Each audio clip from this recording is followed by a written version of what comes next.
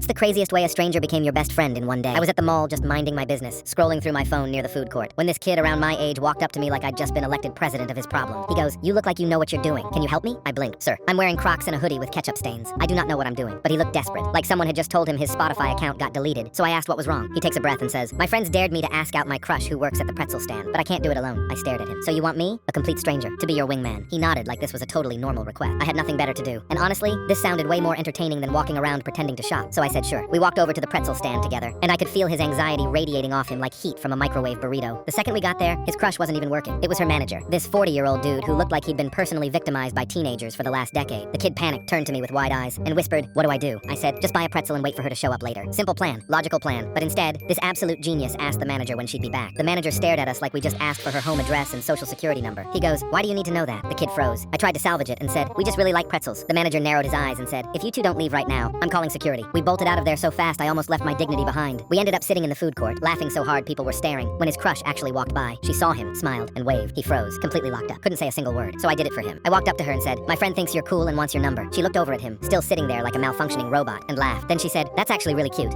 and gave him her number. Dude was in shock. He just stood there holding his phone like it was made of gold. After that, we kept hanging out the entire day.